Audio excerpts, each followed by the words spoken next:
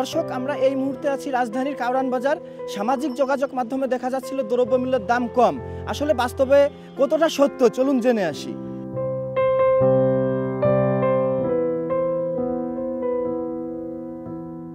বাস্তবতা আসলে ভাই কোনোটার সাথে মিল নেই, সব কিছুর দামে আরও বাড়ছে। যে আলু বলছে 40 টাকা কেজি, সেই আলু এখনও 60 টাকা কেজি। পেঁয়াজ বলছে 70 টাকা, সেই পেঁয়াজ এখনও 110 টাকা। চালের দামও বলছে কমছে, কিন্তু চালের দাম আরও বাড়ছে। মিলাররা আমাদেরকে বলতেছে ধানের দাম বেশি। এখন বাংলাদেশে যতদিন না আপনি ধানের সিন্ডিকেট না ভাঙতে পারবেন, ততদিন পর্যন্ত আপনি চাউলের রেট কমাইতে পারবেন না। আমাদের এক বস্তায় সর্বোচ্চ 50 টাকা লাভ করতে আমাদের ঘাম ছুটে যায়, কিন্তু মূল সিন্ডিকেটটা হচ্ছে ধানের বাজার আপনাদের নিয়ন্ত্রণ করতে হবে। হিসাবে মাছের দাম অনেকটা কম। এখন তো ইলিশ মাছের সিজন, এগুলো তো এক সপ্তাহ 2 সপ্তাহ আগে বিক্রি করছি আমরা 2200 টাকা 2500 টাকা কেজি। তো আমরা এখন বিক্রি করতেছি 1700 টাকা কেজি। 1 কেজি 300 গ্রাম মাছ, আর 1 কেজিরটা 1600 টাকা কেজি, নিচেরটা 1500 টাকা কেজি। তারপর যে আমদানি আছে, সামনে দিয়ে মাছের দাম আরও কম হওয়ার সম্ভাবনা আছে।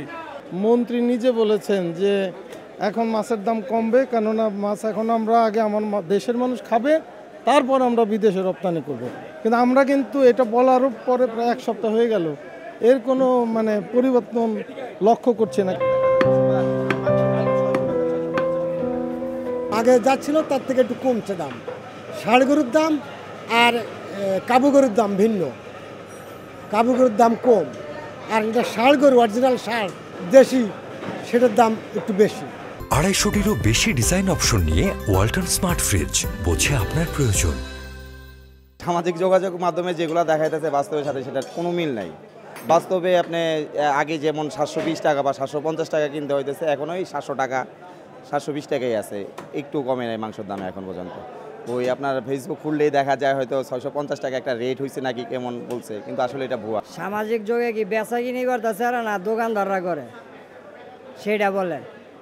আমরা তো 700 করেও কিনতে পারি না, কিভাবে আমরা 600 টাকা করে বেচবো?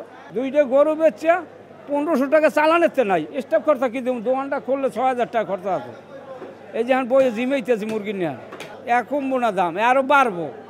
কিন্তু ওই কমনের রাস্তা হচ্ছে একটা, যদি গরু মরে যেতে হয় বাংলাদেশে, তাইলে ওই প্যাকেট না, আগে প্যাকেট আইছিল না, ওই প্যাকেট না, যেটা গরু আনান গরু মোষ, তা দেখবেন 500 টাকা 400 টাকা কেজি হবে।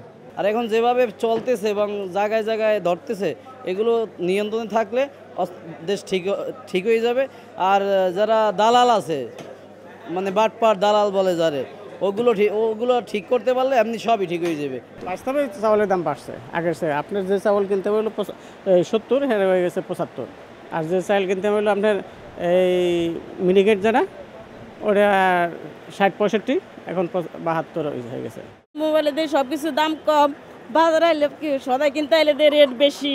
আমরা যে রেটে কিনতে আসি সেই রেটে আমরা কিনতে পারি না। আমরা গরিব মানুষ, আমরা এত রেটে মাল কি আমরা খাইতে পারি? আমরা তো খাইতে পারি না। আমরা তো মিডিয়াম আমরা খাইতে চাই, আমরা মিডিয়াম তো সীমার বাইরে যাইলে আমরা কীভাবে আমরা চলি?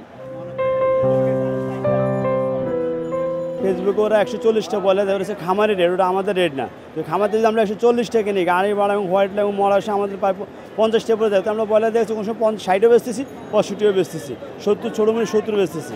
আমরা আশা করছিলাম যে এই সিন্ডিকেট হয়তো ভেঙে গেছে, পুরানো সিন্ডিকেট, দাম কিছুটা তো কম হওয়ার কথা, কিন্তু আসলে সেটা বেশিরভাগ ক্ষেত্রে তার প্রতিফলন পাওয়া যাচ্ছে না। হ্যাঁ, বাস্তবতাটার সাথে কিছুটা মিল আছে। সব তো আর অল্প সময়ের মধ্যে সাধন করা অ্যাচিভমেন্টের সম্ভব হবে না। It will take time. Due to that আমরাও সেখানে চাচ্ছি যে আস্তে আস্তে স্থিতিশীল পরিস্থিতিতে আসুক, মানুষ একটু স্বস্তির নিঃশ্বাস ফেলুক।